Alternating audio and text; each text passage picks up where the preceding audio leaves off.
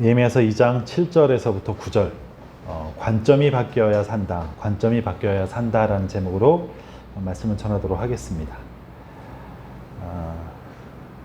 여러분들은 느헤미야 이 말씀을 이 설교 시간을 어떻게 좀 듣고 계시고 있나요?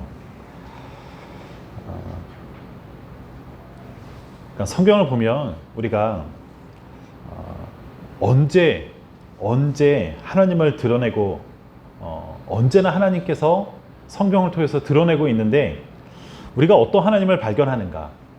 다시 말해서 사랑의 하나님을 발견하는가?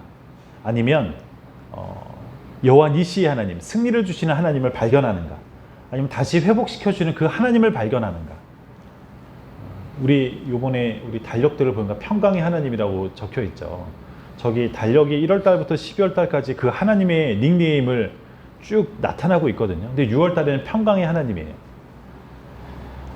그러니까 모든 말씀은요, 성경 본문의 배경과 그 상황과 이스라엘 사람들의 현 상태에 따라서 어떤 하나님을 증명하고 있고 어떤 하나님을 나타내고 있는 것이 성경 말씀이에요. 그래서 우리가 느헤미야서를 통해서 저 여러분들에게 동일하게 저는 희망의 하나님을 선포하고 있습니다. 그러니까 무너진 그 성벽을 통해서 느헤미야에게 그리고 또한 우리들에게 다시 성을 세우시는 그 희망의 그 하나님을 말씀하셨습니다. 또한 이스라엘과 점점 멀어지는 상황 속에서 전혀 상관없는 이 술관원의 자리를 통해서 그 희망의 하나님을 또한 선포하고 계셨어요. 그리고 술관원은 왕 앞에서 걱정을 하거나 그런 수심의 표정을 하면 안 되는데 하나님은 또 작은 변화를 통해서 또한 희망을 선포하고 계십니다. 느헤미야가 이 왕의 질문에 즉각 대답을 해야 되는데도 그런 대답을 해야 하는데 그는 왕보다 더 높으신 그 하나님께 묵도함으로 또한 더 위대한 하나님을 바라보았어요. 이게 지난 4주 동안 느헤미야서를 우리가 함께 공부하면서 말씀을 들었던 그 말씀 기억하시죠? 네, 기억해야 돼요. 저도 한 주에 그 동영상에 올라온 유튜브에 저도 3번, 4번 들어요. 누가 그러더라고. 조회수 올리려고 뭐 하는 거 아니냐라는 아주 헛소리를 하는데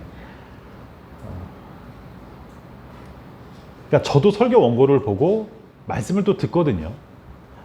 그러니까 진짜 되신 하나님의 말씀은 제가 100번을 들어도 지겨운 게 아니더라고요. 그러니까 하나님의 말씀은 들을 때마다 새롭게 다가오는, 제가 처음 들었을 때 또한 두 번째 들었을 때 놓쳤던 것들을 또한 새롭게 말씀하시는 그 하나님이 제가 어제의 상황과 오늘의 상황과 또 내일의 상황이 다르듯이 그 상황에 맞게 들려주시는 하나님의 음성, 그 뜻이 다르기 때문에 우리가 하나님의 말씀을 계속 들어야 됩니다. 우리가 새벽 예배니 수요 예배, 금요 예배 우리가 안 하는 그 이유 중에 하나도 이 말씀을 자주 들어야 되기 때문에 좀 여러분들이 말씀을 좀 자주 듣고 그 희망의 하나님을 여러분들도 만날 수 있기를 간절히 소망합니다. 아셨죠? 오늘 본문을 보니까는 느헤미야가 이제 이 페르시아 왕, 이 아닥사스에게 여러 가지 요청한 이야기가 오늘 기록되고 있어요. 7절과 8절에 9절에 그 느헤미야가 아닥사스 왕에게 요청하고 있는 장면입니다. 느헤미야는 이 술관원의 직책을 맡은 자가 자신의 그 개인적인 부탁을 왕에게 하고 있다는 거예요. 느헤미야가 왕에게 그 요구하는 것은 이 국가의 이익이나 국가적이나 아니면 공적인 거라고 말할 수 없습니다. 느헤미야는 자신의 고향 그리고 이 민족들에게 특혜를 달라고 요구하고 있어요. 여러분, 만약 이러한 부탁을 모든 신하들이 왕에게 부탁을 한다면 한 나라를 이끄는 이 나라의 재정은 어떻겠습니까? 나라가 망하는 것은 시간 문제일 거예요. 느헤미야가 개인적인 요청을 하고 있지만 왕에게 요구하는 것은 어마어마한 요구입니다. 한 사람의 이 술관원이 직분을 가진 자가 청하기에는 너무나 과한 것들을 요구하고 있어요.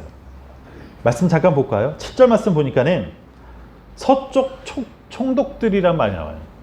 그러니까 지금으로부터 말하면 그 서쪽에 있는 도지사 아니면 시장이에요. 시장.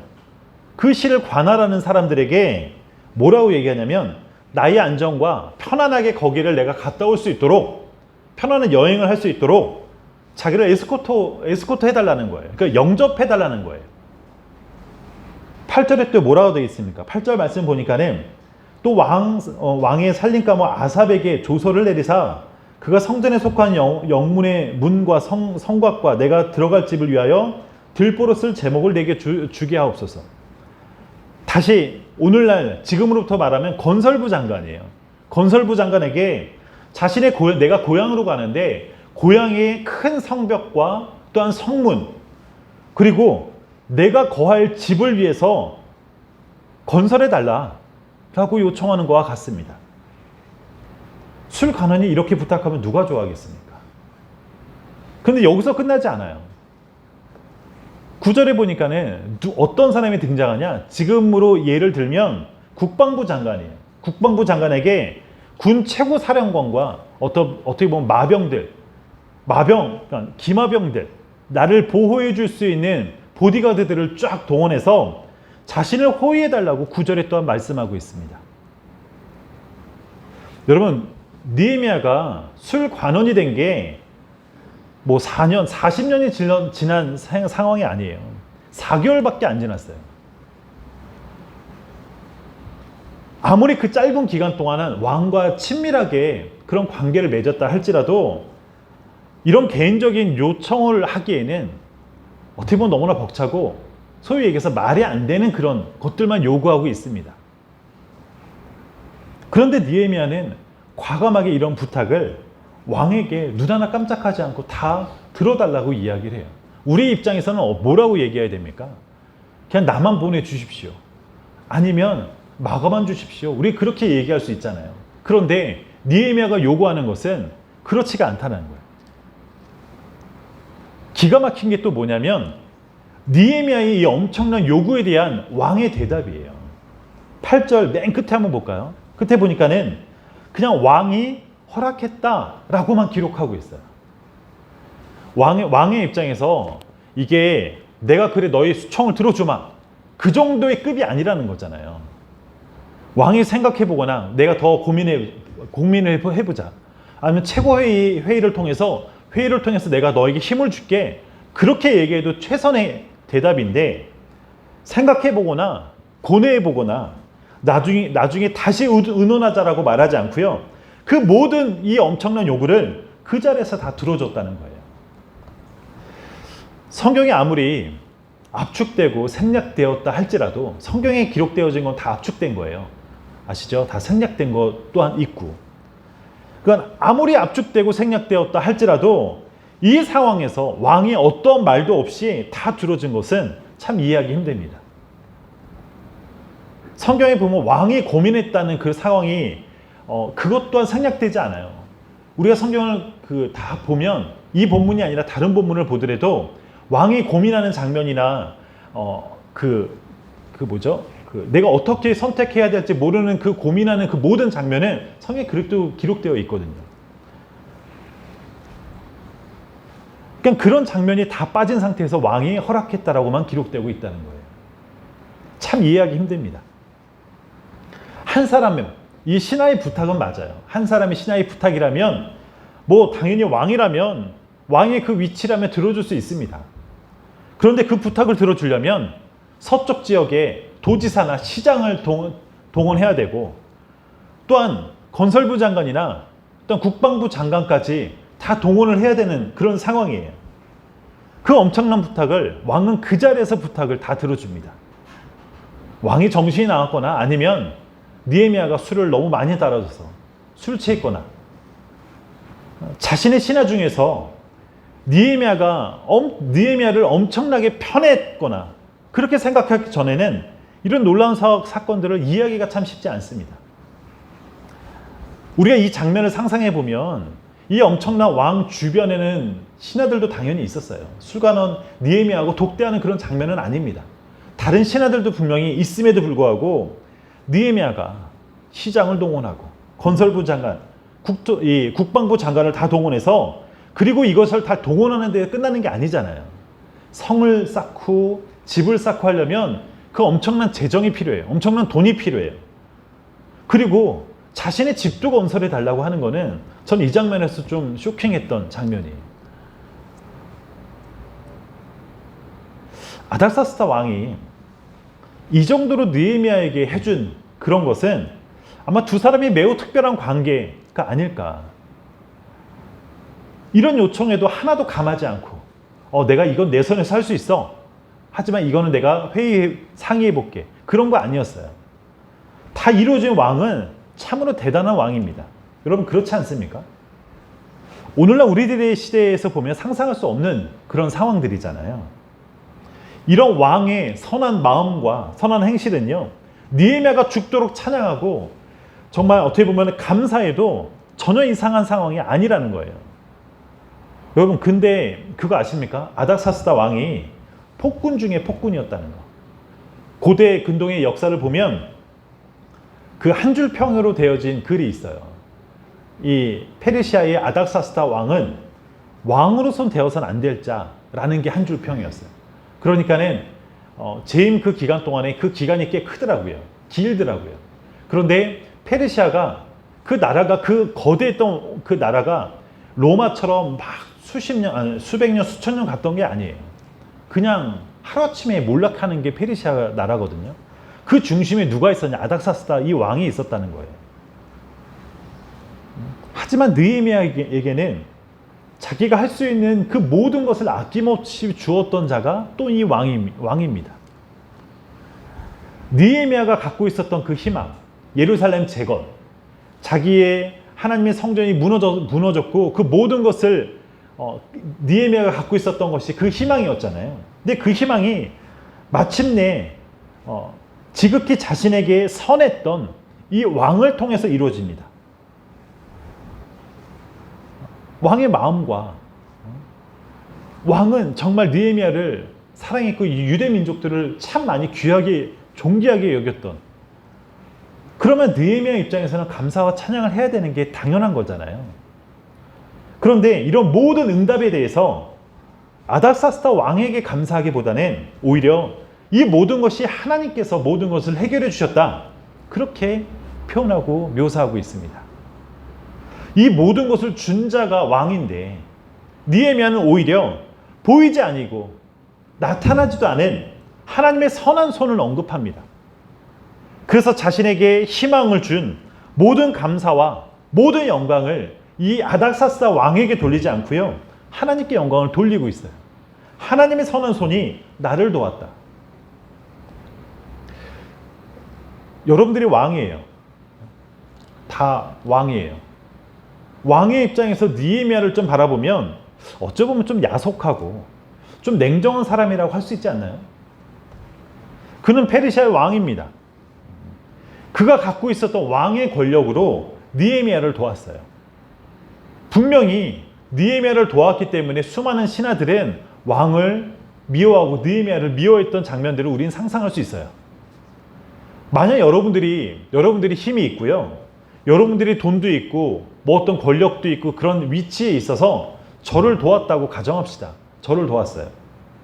근데 단순하게 도왔던 것이 아니라 제가 도움을 부탁했던 것도 느헤미야가 했던 그 부탁처럼 여러분들이 집을 팔아서 저를 도왔어요. 뭐 집도 없겠지만.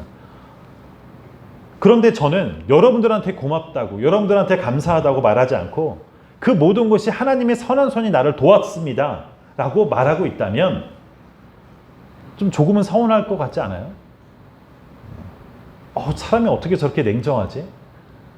좀 섭섭한 그런 마음이 들지 않나요? 분명히 왕이 도왔어요. 분명히 왕이 도왔지만 그 요청에 응답한 대답, 느헤미야가 갖고 있었던 그 평가는요, 왕이 아니라 하나님이었다는 거예요. 결국 모든 것을 허락한 것은 왕이었지만 어떻게 보면 왕에게 감사의 국물조차 없었습니다. 하나님의 선한 손이 희망을 이룬 것은 사실이지만 그래도 느헤미야 책을 기록하면서 희망을 그 모든 것을 도와준 이 아닥사스다 왕의 그의 손에 있는 그 선한 손에 대해서 왕을 일으켰던 그 왕의 손에 대해서 공로를 인정하고 감사하는 장면은 단 하나도 없다는 겁니다. 여러분 느헤미야는 결론적으로 이야기하면 희망을 잃은 자입니다. 그가 갖고 있었던 희망을 잃은 자예요. 희망을 갖고 그가 그것을 이루기 위해서 그는 일반적인 그 평범한 그 사람들이 볼 수 있었던 것, 그 볼 수 없는 것을 느헤미야는 보았어요. 그러니까 일반적인 사람들이 갖고 있었던 희망의 관점이 다르다는 겁니다. 그는 분명히 하나님께 기도했고 아닥사스다 왕에게 여러 가지 그가 갖고 있었던 요구사항들을 다 이야기했습니다. 그리고 왕은 과감하게 그리고 넉넉하게 그 모든 요구들을 다 들어주었어요.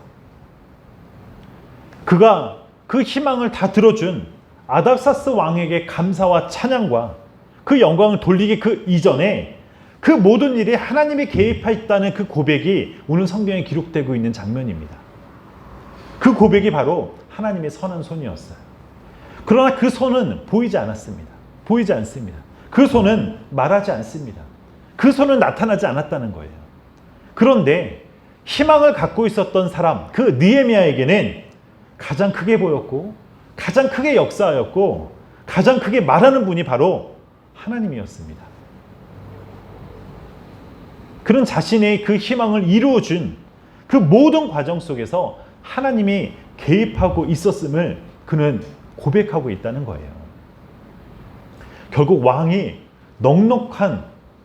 넉넉하게 허락했음에도 불구하고 하나님의 선한 손이 아니었으면 이루어지진 않았습니다. 하나님의 선한 손 안에서 그 모든 것이 이루어졌다는 것이 느헤미야의 고백이었습니다. 그는 자신 앞에 있는 이 왕만 바라봤던 것이 아니라 왕 위에 계시는 그 하나님을 보았다는 거예요. 그 왕의 손을 들어서 느헤미야가 요청하는 모든 것을 들어줄 때 느헤미야의 눈에는 그냥 왕의 손만 보인 것이 아니라는 겁니다. 왕의 손을 들어서 그 요청을 허락할 때 왕의 손을 들었던 그 하나님의 손을 이 느헤미야는 봤다는 거예요. 하나님의 손이요. 이 큰 요청을 하는 느헤미야의 모든 요구를 그렇게 들어주도록 왕의 손을 들어서 느헤미야에게 희망을 들어주도록 역사한 사실을 여러분들이 꼭 믿을 수 있기를 간절히 축원합니다. 느헤미야는 왕의 손을 붙잡고 있는 아닥사스다 왕의 손을 붙잡고 있는 하나님의 손을 보았습니다. 하나님의 선한 손이 이 아닥사스다 왕의 손을 들 수 있도록 손을 들도록 만들고 그 요청에 응답하도록 역사하셨습니다. 희망의 사람이었던 이 느헤미야는요, 그 하나님의 선한 손을 느꼈고 하나님의 선한 손을 알았고 하나님의 선한 손을 체험했습니다.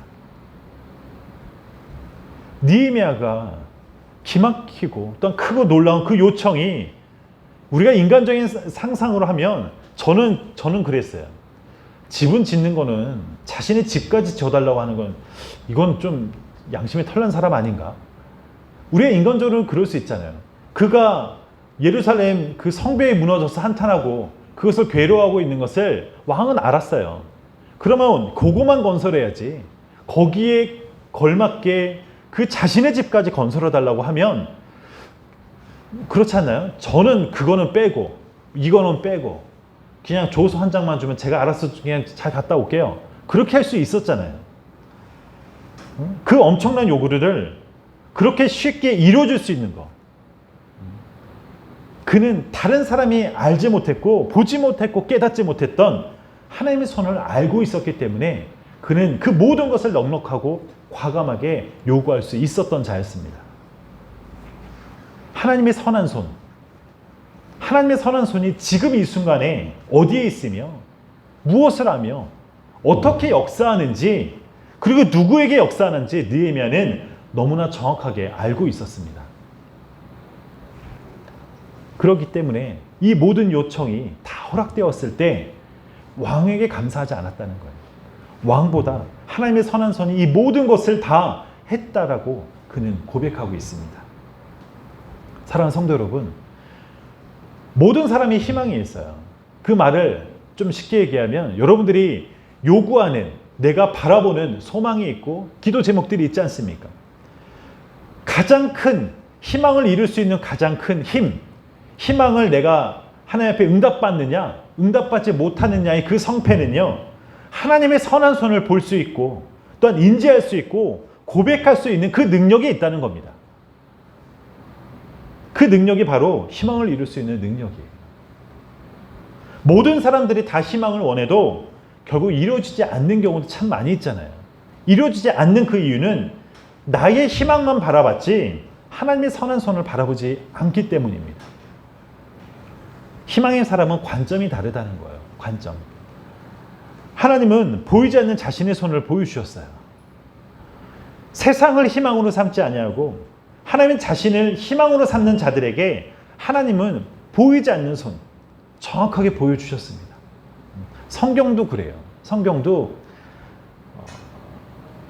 100번, 1000번 읽어도요, 그 사람이 하나님을 만났는가, 하나님을 아는가와 별개 사실이에요. 왜요? 하나님의 계시는 하나님이 보여주셔야 되는 거지, 내가 100번, 1000번 읽는다고 해서 만나는 게 아니기 때문입니다. 그래서 세상에 굴하지 않고 담대하게 그 희망의 길을 가도록 역사해 주심을 여러분들이 꼭 믿을 수 있기를 바랍니다. 느헤미야는 어떤 상황, 어떤 자리에서도 사람들의 그 말이 오가는 것에만 주목하지 않았고요, 하나님의 선한 손이 어디서 무엇을 하는지를 주목했던 자였어요. 그러기에 그는 하나님의 손을 볼 수 있는 그 능력을 갖게 됩니다. 그는 사람의 손과 입에서 나오는 그 말, 수많은 말들을 생각하지 않았기 때문에 그는 사람들 앞에서 마음을 졸였던 자가 아니었어요. 느헤미야가 갖고 있었던 희망의 근원, 느헤미야가 갖고 있었던 희망의 원천은 바로 하나님의 선한 손이었습니다. 사랑하는 성도 여러분, 하나님의 선한 손은 오늘도 저와 여러분들에게 희망을 주시고자 어떤 분의 팔을 올리시고 어떤 분의 입을 사용해 주셔서 우리를 위해서 악한 죄 가운데 또한 재앙을 막아주십니다. 어떤 사람은 때로는 어떤 사람이 느헤미야가 되고요, 어떤 사람은 아닥사스다 왕의 역할로 또한 우리에게 다가옵니다. 그래서 아닥사스다처럼 그 필요를 채워주시고 하나님의 선한 손을 이끌려서 또한 지금 이 자리에 또한 계십니다. 이제는요, 우리가 성경을 볼 때나 예배를 드릴 때나 그리고 우리들의 삶을 볼 때도 우리들의 관점이 달라져야 되는 거예요. 우리들의 관점이. 하나님의 관점으로 우리가 성경을 봐야 되고요, 하나님의 관점으로 우리가 예배를 드려야 됩니다. 내 삶도 하나님의 나를 이끌어 가시는 것을 우리가 인정하고 하나님께서 나를 또 어떻게 이끌어 가실까 우리 기대하면서 살아야 되는 거예요. 하나님의 관점이란 말이 무엇입니까? 하나님의 관점. 내가 이렇게 했다라가 아니라 하나님께서 나를 이끌어 주셨다. 내가 시간을 내서 교회에 왔다라는 것이 아니라 하나님의 관점으로는 하나님께서 나를 이 교회 가운데로 인도할 수 있는 마음과 환경을 열어주셨다. 내가 기쁨으로 헌금을 드리고 찬양을 했다. 주체가 나잖아요. 주체가 내가 아니라 하나님이라는 거예요. 그 주어가 하나님이라는 거예요. 하나님께서 내 마음 가운데 기쁨을 주셨고 하나님께서 헌금할 수 있는 그 마음을 주셨다는 거예요.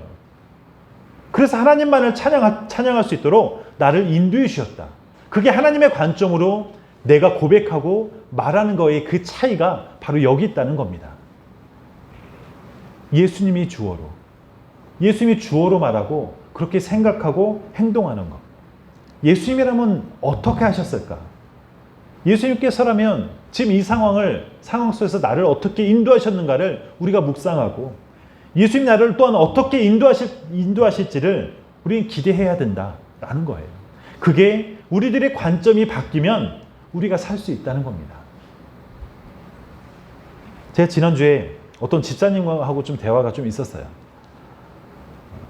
하나님이 이 집사님을 참 사랑하고 있구나라는 것을 많이 느꼈던 게 뭐냐면 계속 제가 하나님의 이야기를 전할 수 있는, 그러니까는 제가 뭔가 은혜를 받거나 뭔가 나누는 것을 계속 요청을 해요. 그냥 자신이 하소연하고 싶어서 저랑 통화하는 게 아니라 계속 하나님의 이야기를 전하게 되어지는, 그래서 하나님이 이 집사님을 참 사랑하고 있구나, 하나님을 또 알려주시려고 또 그렇게 인도하시는구나를 좀 생각을 하게 되었거든요. 그분의 상황을 보면 교회가 추락하고 교회 안에서 은혜를 나누는 게 단 1도 없다는 거예요. 하나님의 이야기가 아니라 그들이 갖고 있는 게 주식 이야기예요. 재테크 이야기예요. 좀 돈이 좀 많은 사람들 주변에 있었던 것 같아요. 그리고 자신의 초관심사는 자녀 교육이에요. 어떻게 하면 자녀를 대학을 보낼 수 있을까?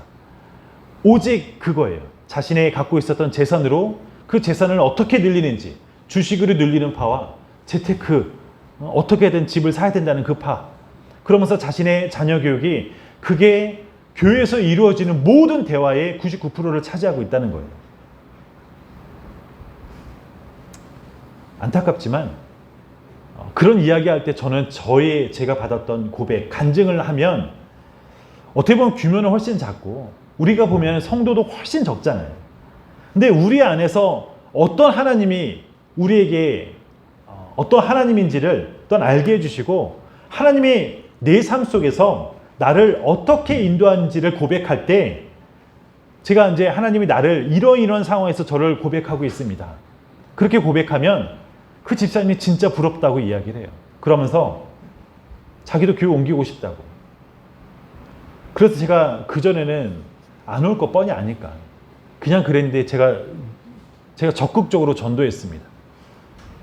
살고 싶으면 오라고. 지옥 가기 싫으면 오라고. 거기 있으면 지옥 갑니다. 지금 아마 영상으로 보면 약간 뜨끔할 수도 있을 것 같은데 어찌됐든 전 그렇게 얘기했어요. 그냥 살고 싶으면 오셔라. 여러분 이제는 부흥의 시대예요. 근데 부흥의 시대는 다른 것을 부흥의 시대라고 말하지 않습니다. 부흥의 시대라고 해서 교회 성장을 하고 폭발적으로 성도들이 막 차고 넘치는 그거를 우리가 그렇게 상상하면 안 될 것 같아요. 부흥의 시대가 뭐냐면 하나님을 알고자 하는 자가 알고자 하는 자를 교회로 보내주시는 거더라고요. 1000명의 성도가 있는 그 교회가 그 가운데 부흥이 있으면 어떻게 돼야 됩니까? 1000명이 있는 성도가 부흥이 있다면 하나님을 모르는 쭉정이들 90%는 다 교회를 떠나게 만들더라고요. 그럼 1000명의 교회가 100명밖에 없으면 그 교회가 죽은 교회 아닙니까? 아니라는 거예요. 하나님의 관점은 하나님을 모르는 자들은 다 뺀다는 거예요. 하나님을 아는 자들을 모으는 것이 바로 부흥입니다. 아시겠죠? 이것이 부흥의 시대에 나타나는 징표라는 거예요. 표징이라는 거예요. 부흥이라는 단어의 관점도요, 내가 갖고 있는 관점이 아니라 바로 하나님의 관점으로 우리가 바뀌어야 된다는 겁니다. 우리들의 관점은 많은 것이 부흥이잖아요. 많은 것. 하나님은 그렇지 않습니다. 하나님을 아는 자가 곧 부흥입니다. 하나님을 알기 때문에 우리가 찬양을 하게 되고 하나님을 아는 자이기 때문에 찬양을 통해서 우리가 감동을 받게 되고 그 찬양의 가사를 통해서 하나님의 마음을 우리는 체험할 수 있게 되어지는 것이 부흥의 시대에 나타나는 징표라는 거예요. 하나님을 가까이 하는 것이 부흥입니다. 하나님을 찾고 하나님을 찬양하는 것이 부흥입니다. 사랑하는 성도 여러분, 하나님의 선한 손이 나를 도우셨다. 이 8절의 고백이 느헤미야만의 고백이 아니라 여러분들의 고백이 되기를 축원합니다. 그런데 느헤미야가 이 고백을 하기까지 얼마나 힘들었을까 생각을 해보셨나요? 인간의 관점으로 보면 잘 되고 있는 것이 별로 없었어요. 느헤미야가 지금 이 상황에서 보면 우리가 느헤미야서를 다 알아서 그게 문제예요. 지금 이 상황 속에서 그 1장과 2장을 보면 느헤미야가 잘 되고 있는 상황이 아닙니다. 합축되고 우리가 생략되어서 그렇지 깊이 들어가 보면은 탁월하게 그 모든 상황이 축복받고 있는 상황에서 나온 그 고백이 아니라는 거예요. 우리들의 그 눈에는 내가 원하는 것을 받아야 축복이고 그렇게 생각하는 그 생각이, 이런 관점이 바뀌어야 하나님의 선한 손이 나를 도왔다라고 그 고백을 드릴 수 있게 되는 것입니다. 하나님의 선한 손이 나를 도왔다. 우리들이 바라봤던 그 관점이 바뀌지 않으면 절대로 이런 고백이 나올 수 없습니다. 내가 아니라 상대방의 관점. 근데 그 상대방이 누구입니까?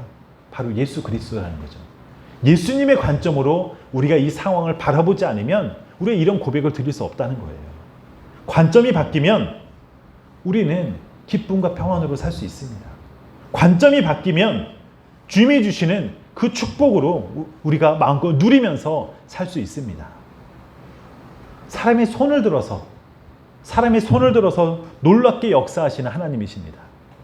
하나님만이 나의 유일한 그 희망이라고 그렇게 고백하신다면 하나님은 사람을 들어서 나의 희망을 이루어 가시는 분입니다. 이 사실을 꼭 잊지 않기를 부탁을 드릴게요. 하나님만이 나의 유일한 희망입니다 라고 우리가 그렇게 고백하면 하나님은 그 사람들을 들어서 나의 희망을 이루어 가시는 분이 바로 우리가 믿고 있는 하나님이라는 사실이에요. 그 놀라운 하나님을 찬양하며 또한 기도하며 나가는, 그래서 마음껏 누릴 수 있는 여러분이 되기를 간절히 축원합니다. 잠깐 기도하겠습니다.